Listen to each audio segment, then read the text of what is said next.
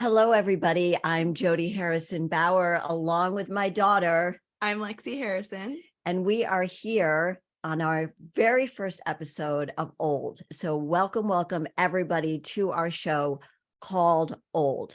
And we decided to do this show because there is so many different discussions about being old, getting older, what it feels like.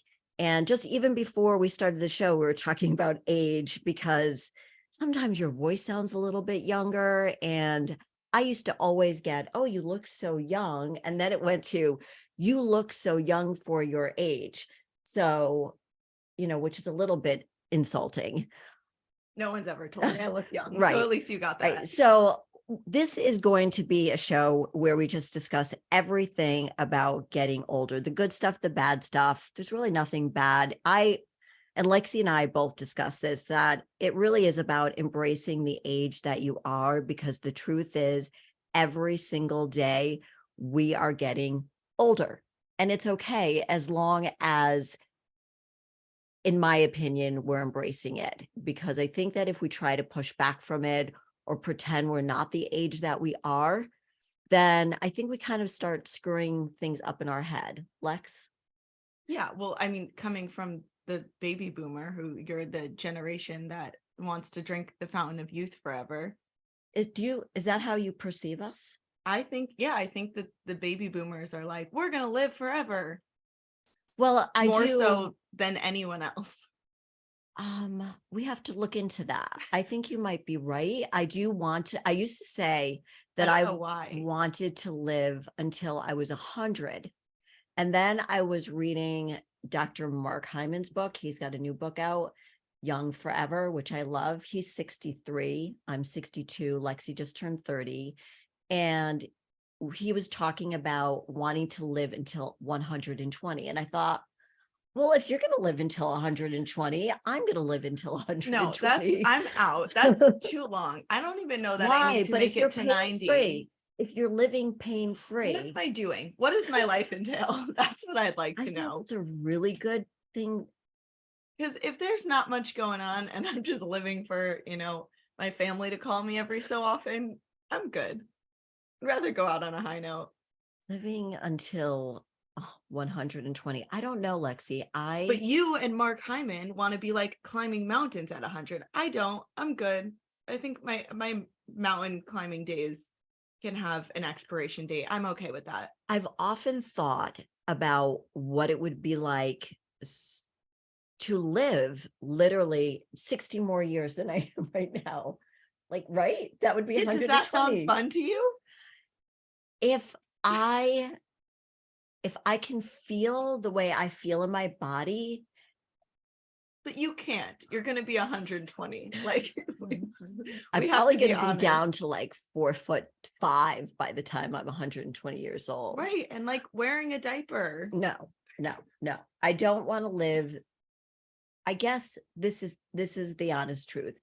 And that is where the baby boomers, I think, are talking about a lot of this, is that if we can live until we're 100 or 120 years old and feel the same way, then let's do it. But I don't know. I don't even think I don't think it's possible, but I don't even think that sounds appealing. So like, if you could be 62 for 50 years, would you want to do that? I wouldn't. If I could be 62 for 50 more years, yes. Okay. Yes, I think I would do that. See, this is what the whole idea behind this show and about getting older is about. Is a lot of it is about perspective. So you're 30 and you think, I know you love me, but that over 60 sounds old to you. Is that correct? Yeah, I mean, that's 32 years older than me. Right. And when I was 30, I thought the same thing. So, but I'm not dreading being 60. And we've talked about this. You were looking at pictures of your mom's 60th birthday in the 90s. Right. And thinking she was a grandma and thinking that she was so old. And now I look at 60 and I don't think it's so old because I see all that you're doing at this age. So I'm not scared to be 60, but I'd rather be 30. If you Does that could make pick, sense? yes, if you could pick an age, you're only 30, but if you can pick an age right now that you've enjoyed or you would like to have stayed at your whole life, do you have an age yet? Or is it the age that you are right now? I think it's probably the age that I am right now. I really liked being 25. It was a really good year for me. I really liked feeling still very young, but not being the youngest person in the room. Like being 22 sucks. When you first graduate college, if you go to college, but you're like new into the world and you're trying to figure things out, and it's very scary and confusing. 25, I felt like I understood my city. I had friends. I thought, established in my career. I knew what I was doing. I was making enough money to Travel, support myself and start to do fun things. So that was a really exciting time. And I still felt like my whole life was ahead of me. I am, now that I have turned 30, starting to feel quote unquote old. Right. And I think with that comes maturity and more confidence, and you feel more sure of who you are. So those are all good things. And I'm still just as excited about the future, but it doesn't feel, even though it's only 5 years, it doesn't feel like, oh, wow, I have my whole life ahead of me. Now I'm like, do I want to have kids? Because if so, I got to get on that. Is this next job going to be the job that I have when I have children? Because I need to figure out how that's going to work in. Oh, shit, I'm still single. Do I need to be panicking about that? Right. I wasn't having those thoughts at 25. Right. Because at 25, you still felt super young, but established. And you weren't the youngest person in the room. So you felt like you had some cred. Yes, but I do think that it would be very frustrating to remain 25, because I think after being 25 for 3 years, you'd be like, okay, I'm ready. What's next? I need some more power. I need some more control. I need some more stability. So I don't know. While I would say up until right now, that has probably been my favorite age, I wouldn't want to stay there forever. Right. I think it would be someplace in your early 30s that I would want to stay for an extended period of time. But I'm only 2 months into 30, so I can't say that with certainty yet. No, but I was just curious. Like, that's kind of cool that you think, I like that perspective that you liked being 25. I you know what? I actually liked being 25 too. It's a good age. I also really liked being 17, but like I couldn't do more than 2 years of being 17. Right. That would be, I would die. I would say, since you haven't asked me what my favorite age was. We were still talking about me. No, but like before I forget, because that's what happens when you do get older, is you do forget why I'm things. Here. Right. I loved being 25. That's when I was like 2 months shy of 25 when I married your father. So crazy. I know it is. And I am really happy that you and your sister, are not married.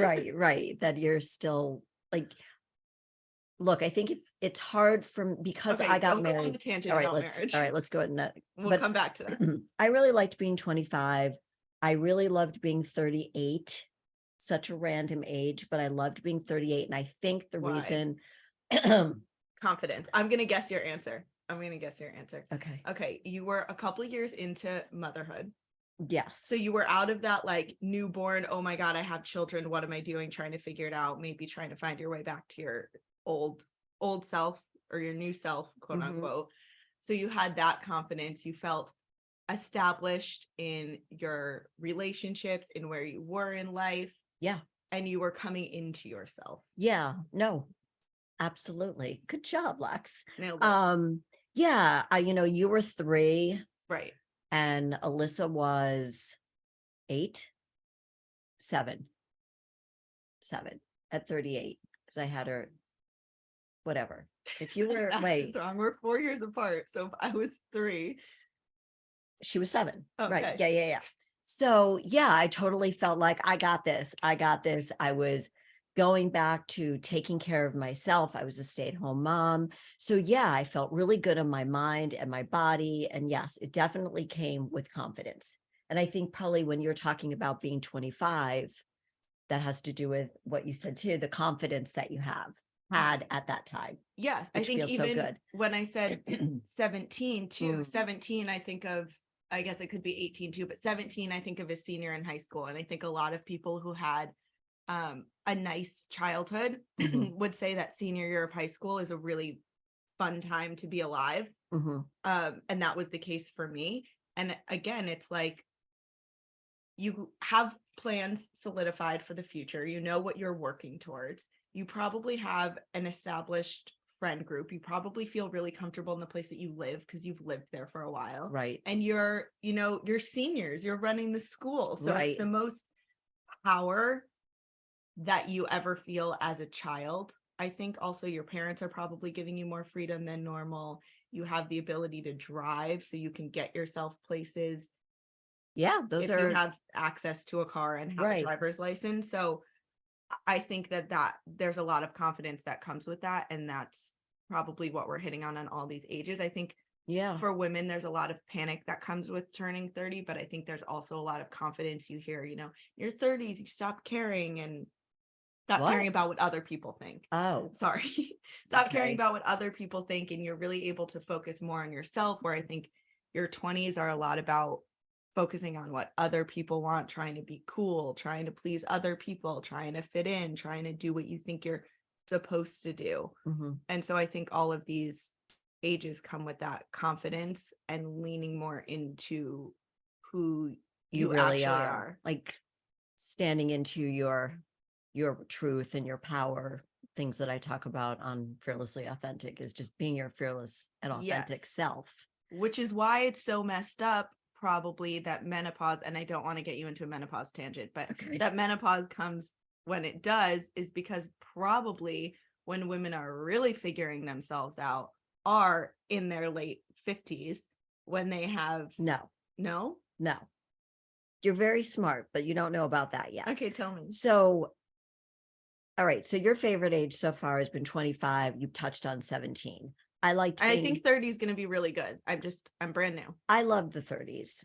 The 30s are a time to figure things out, to really, really, really feel that you are digging your heels in and you are really identifying who you are, what you want out of life, what works for you, what doesn't work for you. Are you loving being like a full-time mom? Like I was a full-time mom. So, or are you doing the hybrid thing, part-time mom, not part-time mom, you're never a part-time mom, but like part-time job, you'll figure all those things out. And I don't ever want you or your sister to lose your identity, and which is what happened to me, blah, blah, blah. But then what happens is, because everybody's having their children a little bit later in life, like not necessarily as early as I did at 28 and 32, which it wasn't super early, but earlier than the majority of people your age are having children now. Yeah, if I saw a 28-year-old pregnant woman, I'd be like, whoa, which is crazy because it's such a normal age to have children. Right, it is a very normal age.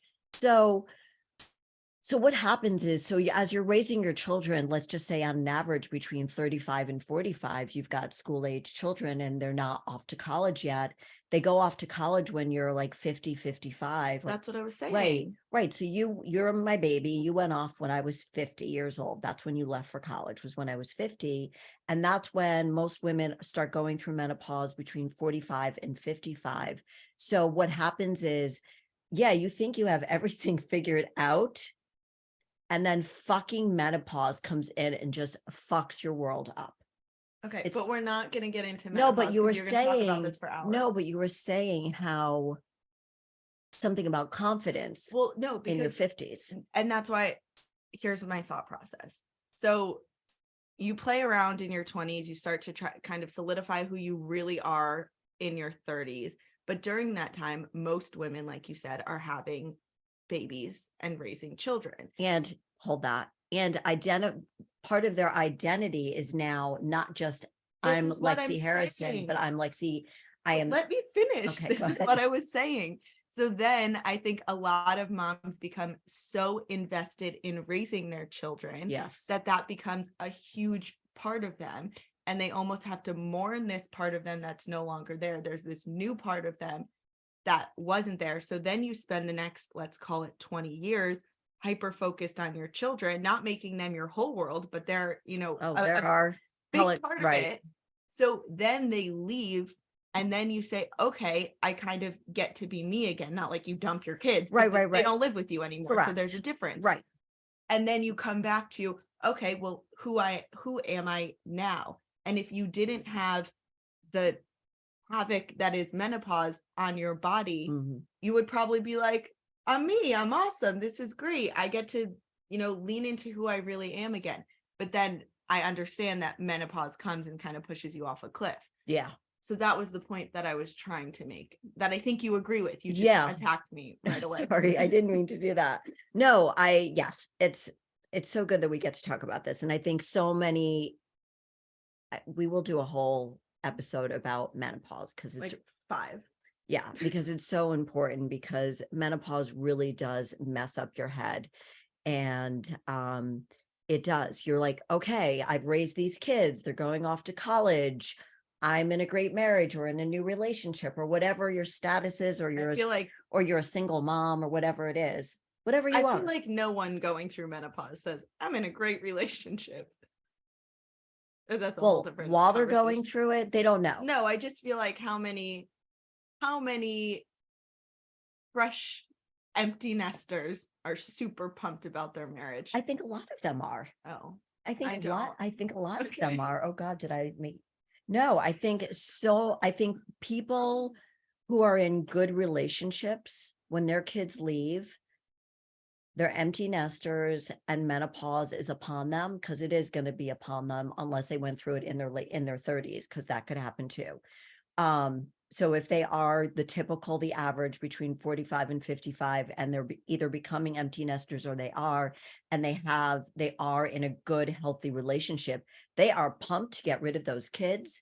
Well, and I know that they are, probably have a better support system, I should say, going through menopause. So if you are in a healthy relationship and you are going through menopause, it's really important that you talk to your significant other about what's going on in your life, because let's just talk about menopause for 3 minutes, because you've already talked about it for 3 minutes, because these changes do happen. And, I think a lot of people might think, oh my God, we're going to amp up our sex life, it's going to be so great. And meantime, you're like, I'm going through menopause. Like, I really don't want to have this. Like, I'm not swinging from the ceilings on a trapeze now that the kids are gone. And if they are, hallelujah, they are. All right, I'm going to talk about a relationship that I was in. I wasn't going to talk about this. How did we get here? Should we not talk about this anymore? The menopause? Let's stop. Yeah. Okay. All right, let's move on to, so best age 17, 25. For me, 38. I also loved. And I think it was, sorry, Lex, post-divorce from your dad. I loved being in my 40s. And women, I loved being in my 40s. And I don't know if it's because I changed the status of my relationship at that point. So I was really, really, really stepping into myself. And I've heard from a lot of women that they do really enjoy their 40s. But I hear that too. Then again, menopause is right around the corner. Well, at least the early 40s, because I feel like up to women, like 45, it's amazing. The women in their 40s are so annoying about being in their 40s. Like, they're the ones that are screaming from the rooftop, I am 40. It's like, we get it. Cool. You're still hot. You're 40. Congratulations. And I support that. I would like to be, I would like to be like that. But those are the loudest people in the room, I think, are the women in their women in their 40s who are loving life. Are those the elder millennials? What Gen? It's not Gen X, because those women are in their 50s. I think the oldest millennials are in their early 40s. I think you're right. But early, like maybe just turned 40, maybe like 41. And then the rest would be Gen X. Yeah. So the oldest millennials, I'm going to guess, because go up to 42 in 2023. We're gonna have to do more math. 81 to 96. 81. So what? 2023 minus 1981. Let's do it. All right, keep talking while I do math. Math is not our strong suit. Let's do this. But it doesn't really matter what generation it is. I'm just saying, I think And I think a big reason for that is similar to how we were 42. talking about. Nailed it. You did. How you were talking about, you thought when your mom was 60 that she was so old. I think that 40 has always been the marker of middle age, and it still is. People talk about 40 as middle aged. It's so ridiculous. Middle age is 50. Hello, if you're going to live to 100, it's but 50. Most people aren't living to 100. Well, I'm calling middle age 50. Middle age is not 40. I'm telling you, it's not. You're throwing a hissy fit, the boomers, about. Sorry. Sorry. And I think the millennials are starting to do it too. But wait, hold on. Because we are living longer. And that's why we get to do this podcast called Old, because 62 was old 20 years ago.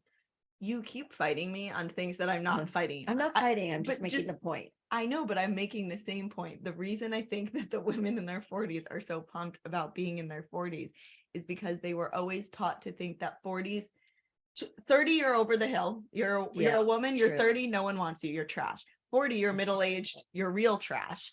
And now these women are getting to 40 and they're like, wait a minute, I feel great. I still look great. I feel confident in where I am in life. I have my kids, I have my relationship, I have my job. Yeah. And they're like, what are people talking about? This is amazing. I got this. Right. And then I think that's why menopause is such a right. And that's why I'm like kick in the face. That's why I always, when I see these women, I'm like, oh, just you wait. Just you wait. Okay, but you don't want to be the old lady that's like, oh, you have no idea what's coming. Well, I actually am becoming the old lady saying, I know, no one likes that. Well, I'm not saying just you wait, but here's the point about, so 40s is really fun. And I'm glad that whoever these are, millennials, Gen Xers, or Gen Xers, whatever that generation, millennials. Gen X is older than millennials. Okay, so the Gen X in their 40s. Okay, the Gen X and the elder millennials.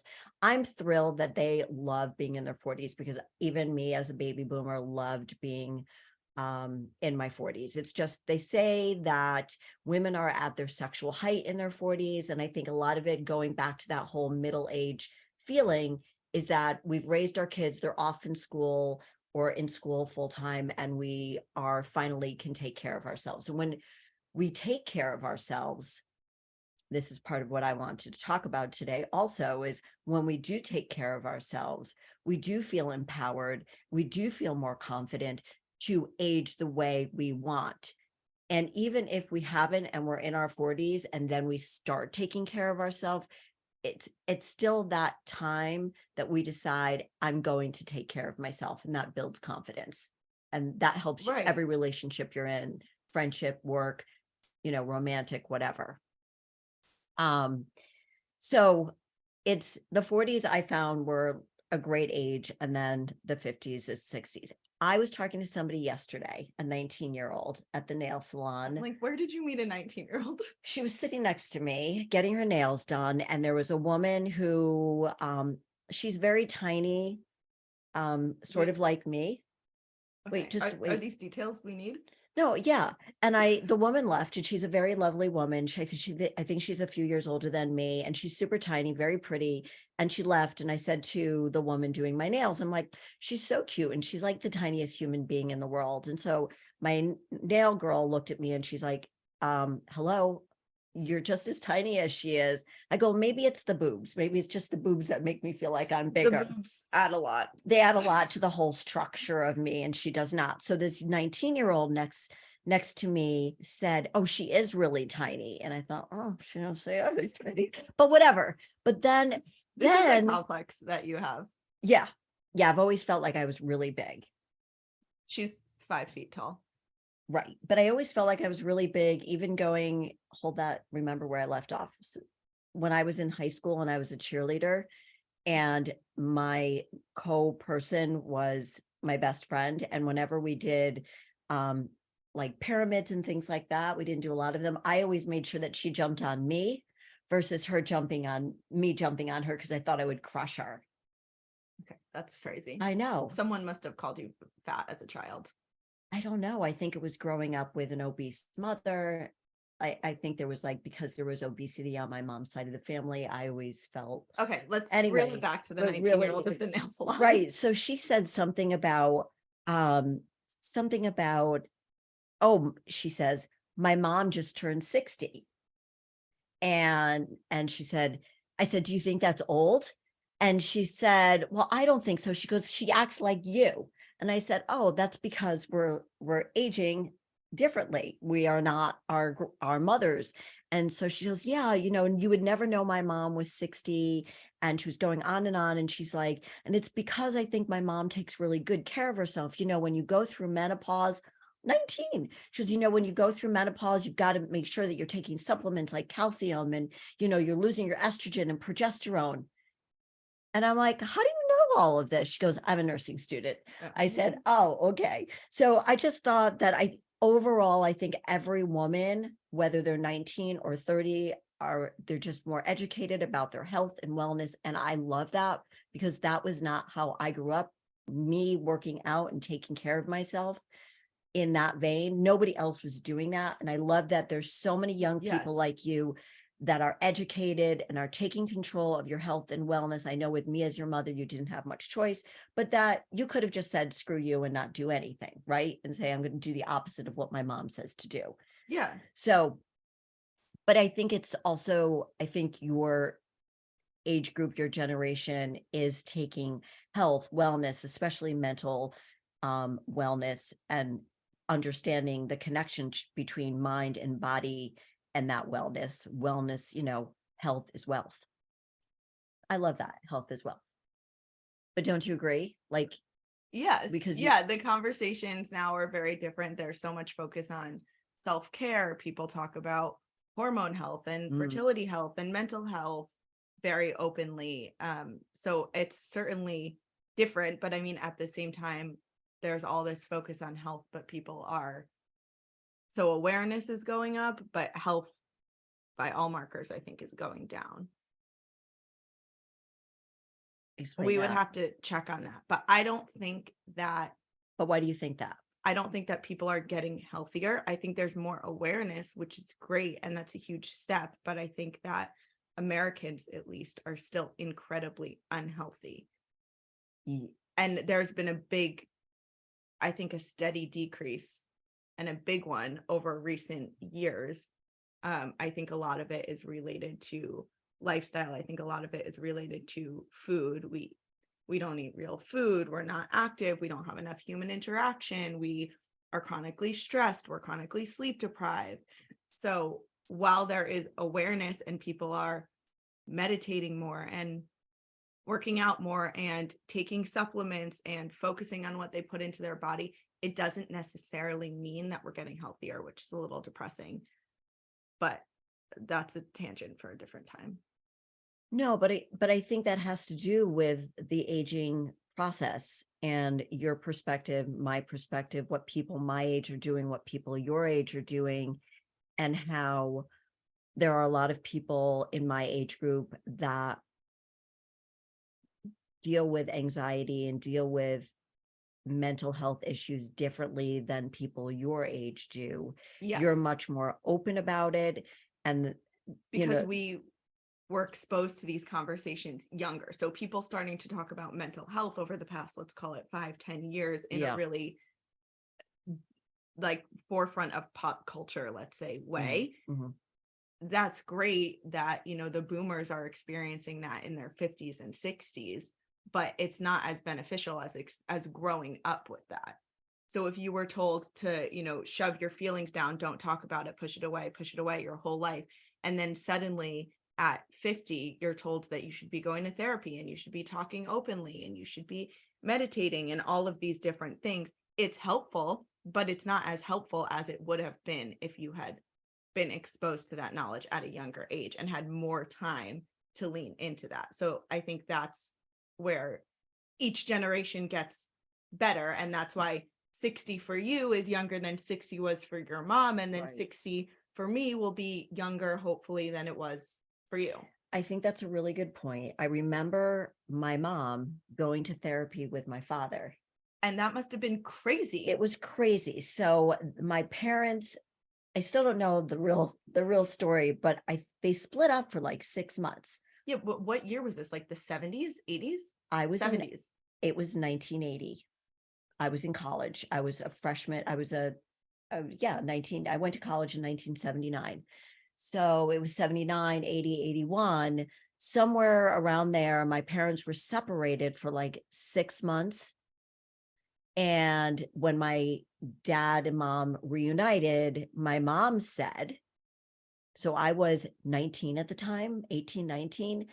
And my mom said, we need to go and But talk your to sisters somebody. were both living at home still with them. Yes. They were in high school. Right. And So that was, I remember the therapist's name. I'm sure she's not alive anymore. So because you don't need to name drop her. I don't need to name drop her, but they found this lovely woman who was a family counselor, and they went to therapy. And I remember thinking, as you know, a young girl, I remember thinking that was really cool that they did that. My mom, you know, she was ahead of her time. She was ahead of her time, and people didn't like her because she spoke her mind and she was ahead of her time. I kind of feel like I'm a little bit like that. And she didn't give a fuck. She didn't. I gave more of a fuck, and that's half of my problem. Yes. That I've No, she did not care. She was going to do what she wanted to do. And half of the people were going to hate her, half the people were going to love her, and she did not care about no. And she would tell her friends about therapy. So yes, but your point, I'm impressed that your response to my parents are going to couples therapy in 1980 was, I'm impressed. I'm proud of them. I would have thought, granted, this was after a 6-month separation, but I would have thought that your response would have been, oh no, my parents are crazy. Their marriage is in trouble. Our family is doomed. That's what I would have expected the response to be. Yeah, no, I remember being happy about it. I know my sisters were a little nervous because they were living at home. So I was in Boston. Yeah, you were like best life off in your own world. I was. I think they were separated for 6 months. I don't really know. And then my youngest sister is 5 years younger, is like, oh no, you should have been here while this was going down. I'm so glad that I wasn't.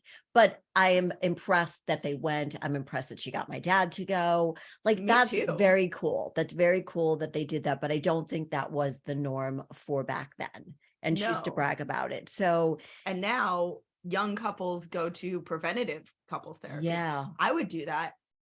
But when is too much therapy too much?